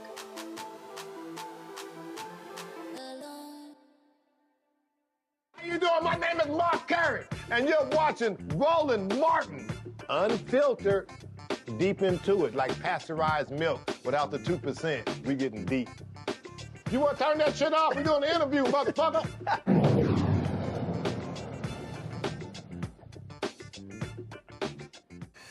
Well, reality TV stars Todd and Julie Chrisley, known for their show Chrisley Knows Best, you know, those tax cheats, were released from prison after Trump granted them a full pardon. They only have to pay the money back. They began serving a 12 and 7-year sentence for bank fraud and tax evasion, convicted of defrauding banks of more than $36 million to fund their lavish lifestyle. Now, it's no shock that Trump will pardon them because he did the same thing. Trump's pardon czar, Alice Marie Johnson, actually went on Fox News defending the decision, arguing they were victims of a weaponized justice system and got overly harsh sentences. Listen to this bullshit. They were still people pardoned, but the reason the Chrisleys are making the news is they had that reality show, Chrisley Knows Best. They're very famous. A lot of people around the country watched that show. And their attorney says that they were targeted for their political views. Their daughter spoke at the RNC, Savannah, but she was sentenced to 7 years in a prison in Kentucky, and he was sentenced to 12 years in a prison in Pensacola, Florida. Seems like a long time for tax evasion. They didn't pay their taxes for 3 years, and they used they're charged with using fake bank statements to get loans for luxury items. And then after they get the reality show and they're buried in debt, they hid money from the IRS.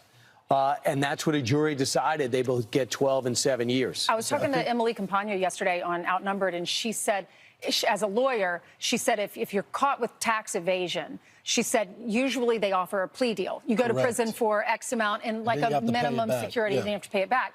But she said, I'm wondering if they went to court, and I don't know the answer to that. If they went to trial. They had a trial. Okay, so she says usually in those situations, if you have a trial, you're going to get slapped with a huge sentence. They got it. Also, their accountant went to jail, too. Yeah, I just think there's a theme with this president when he feels like people are being overcharged. That's what Alice and the punishment is too severe. Right. I mean, you just got to look in contrast. You got some violent criminals that have committed rape and murder that are back on the street. And then you have people for taxes, a nonviolent offense, that are locked up for almost 20 years. Right. So when you looked at their background, you see the fact that they did seem to hide money from the IRS. They were buried in debt, defraud banks. You're not saying that didn't happen. You just say they're overly charged. They were definitely overly charged. Without going into all of the elements of this case and this trial, which if we had more time to talk about it, I'd be able to tell you all of the horrific things that happened in their case. But they were certainly over a sentence, and for that, looking at them, they don't pose a risk to society.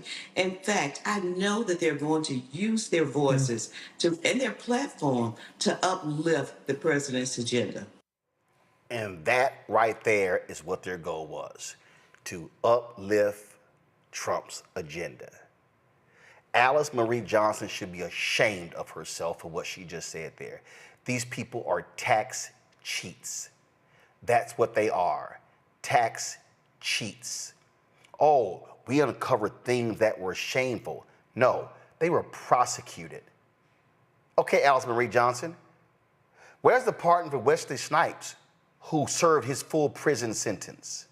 Where's the pardon for Ronald Isley, who served his prison sentence? Both of them were convicted for tax evasion. Y'all, tax evasion. These folks didn't evade taxes. They literally cheated. They literally defrauded banks. And what Alice Marie Johnson, she wants them coming out and singing the praises. And oh my God, Trump is great. Trump is wonderful. His policies are wonderful. And oh, these sentences were overly harsh. Cheats. They broke the law. Oh, I thought y'all were the party of law and order. And House, Lawrence B. Jones is a joke. Well, there are people who committed rape and murder who didn't get this much time. Name them. Name them, Lawrence. Come on. Don't throw the bullshit out there. We're supposed to go ahead and accept it. People are despicable. They will defend anything. Trump is a tax cheat himself. He's a convicted felon. He deserved it. And these people, they deserve to go to prison. And you know what Trump has done? He's let out numerous people. And here's the whole deal, y'all. He doesn't have to give full pardons. He could commute sentences and still require them to pay the money back. No, full pardon, that wipes clean.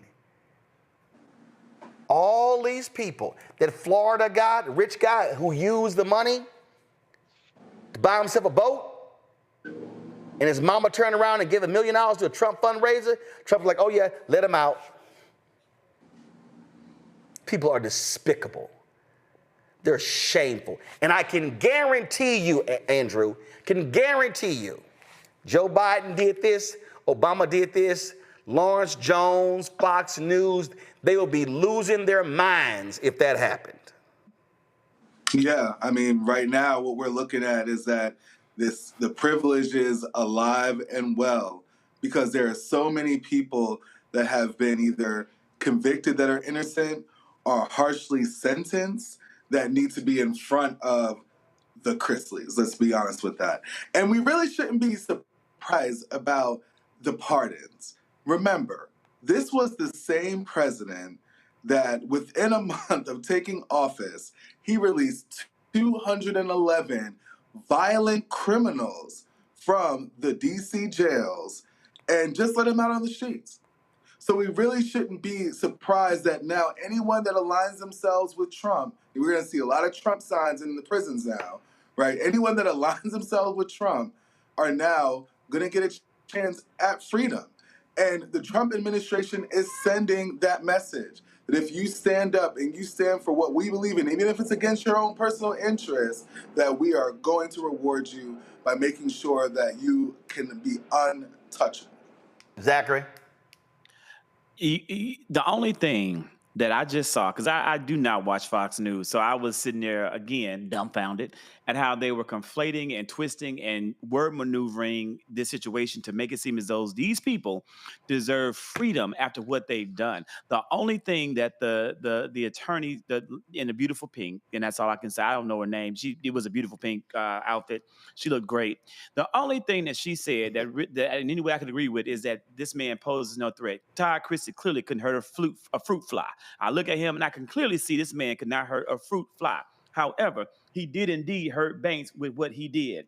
This man literally, they didn't only defraud, the IRS attempted to defraud the IRS. They not only did tax evasion, but they also could have taken a plea agreement. They could have gotten the minimal security and all of that. They chose to go to trial and waste money and government resources knowing that they had done this, and they also tried to hide this, and then they tried to hide money and in addition to it.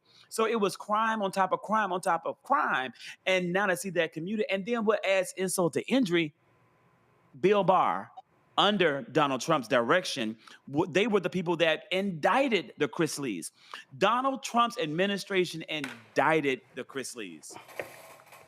You can't make this make sense. Right. Like, who y'all blaming?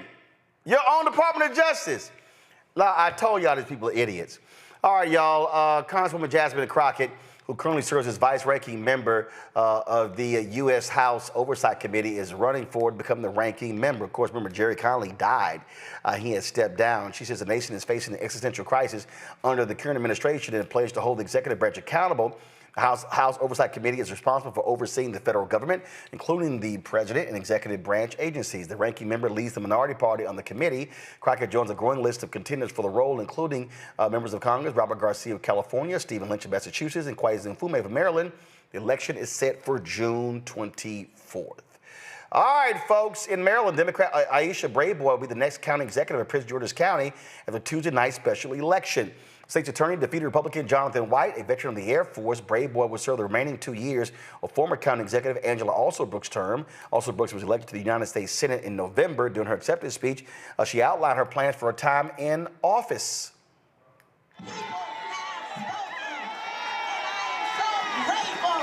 I'm going to start by cleaning George's County.